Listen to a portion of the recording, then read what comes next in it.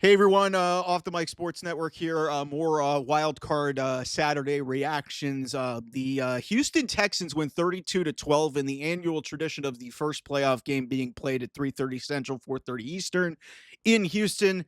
Whenever the Texans are in the playoffs, it seems to always happen. But the Texans win at home, beating the Chargers. I was very wrong about this game. I thought Jim Harbaugh and the Chargers would perform well in this game. They looked good to start the game. They go up 6-0. They had a couple of good drives. And then all it took was a broken play where CJ Stroud fumbles the ball and then completes a miracle throw. It woke up this offense. It woke up this team, a pick six and four interceptions from Justin Herbert. And the Chargers are still the Chargers. They don't win. The Texans move on. It's yet to be determined who they will play. It will depend on the result of Sunday's game between the Bills and the Broncos in regards to where the Texans will end up. So, um, the story here, and I credit a mentor of mine, Ben Maller. The story is usually in the losing locker room. And we've got to talk about Justin Herbert because I've been a big Justin Herbert fan. I covered him in college. He's a great kid, very bright, incredible arm talent. The one thing that's bothered me a lot here, look, I'm not going to go here out here and sit here and say that I think Justin Herbert is like the greatest quarterback of all time. I but this narrative that's going around that somehow Justin Herbert we've missed the boat on him. I think there needs to be some context applied to what has happened. Um the Chargers had no receivers. Quentin Johnston was basically their best receiver. Will Dissly was dropping passes in this game. Like, they rebuilt their offensive line. J.K. Dobbins, like it's and their offensive line was depleted and had some injuries that they had to deal with. The defense was really the strong point of this team. And Justin Herbert threw three interceptions the entire year. He threw four in this game. And the Texans are a really good defense. He was pressured all day, didn't really have much of a chance.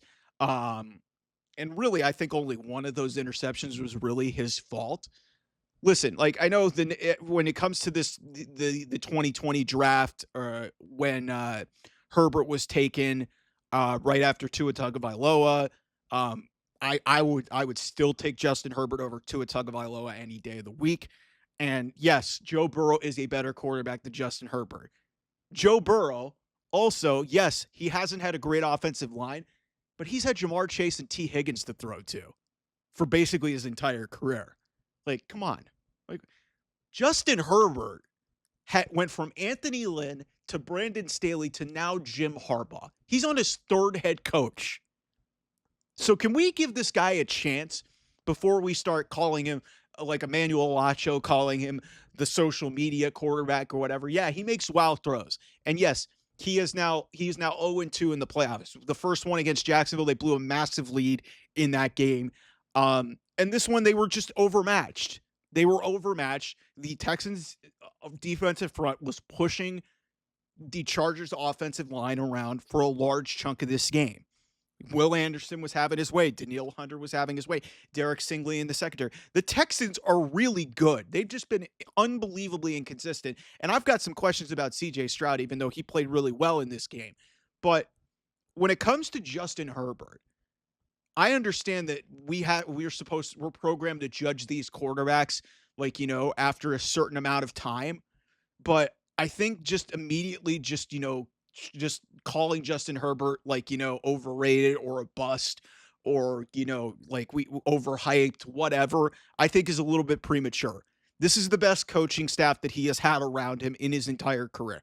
And in his first season with this coaching staff, they were able to get back to the playoffs. They get to the 5 seed.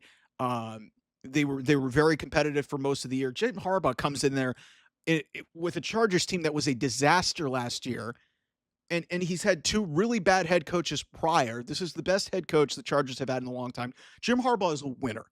He's been to a Super Bowl he's been to a Super Bowl, he's won a national championship in college. Like he's one of the best coaches of football anywhere. And so for this to happen in his first year, they 3 interceptions in the regular season, 4 in this game. It obviously doesn't look bad, but I'm just saying one game and obviously we judge these guys in their biggest moment. One game is not going to define this guy. And I think we need to chill out for a second and, gauge this a couple years down the road in this Jim Harbaugh regime. If he doesn't work with Jim Harbaugh and this continues, then we can have that conversation. It's 1 year with the best coach that he's had. He's on his third coach already, which is really hard to do as a young quarterback, to have 3 head coaches in your career already, and you were literally drafted in 2020. You were drafted 5 years ago. So I I'm not ready to blow the whistle on Justin Herbert just yet. I'm not saying that he's better than Joe Burrow. I don't know where that narrative came from. Joe Burrow's already been to a Super Bowl, but let's not act like Joe Burrow hasn't had more advantages than what Justin Herbert's had with the Chargers. The Chargers are a really bad organization. The Bengals are too, but the Bengals kind of lucked into a situation where they had a bunch of talent around there, and the Chargers had to gut a lot of their offensive talent. Keenan Allen's not there. Mike Williams isn't there anymore. And their best receiver was Quentin Johnston, who's a borderline bust at wide receiver. And we'll see if Lad McConkey turns into something. Like he's honestly been their best receiver this year, a rookie out of Georgia. So they got some things they got to fix. But can we also acknowledge the fact that, hey, first year under Jim Harbaugh, coaching was a lot of the problem here. And yeah, they had a bad day against the Texans, but the Texans are a good team.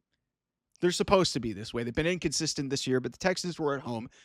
Not saying it should have been a 20-point game, but I'm not ready to wave the white flag on because I think the world of Justin Herbert in terms of his talent. He has been a great leader and a great model for this team through a lot of adversity. He played some of the season injured, by the way. So yeah. But that's my thought on that one. We'll have a lot more coming through the weekend. Also, CFP championship game in a week's time. So we'll have a lot on that and some wrestling content as well coming up. We're in the Netflix era of WWE. I will talk to you guys real soon. Bye-bye.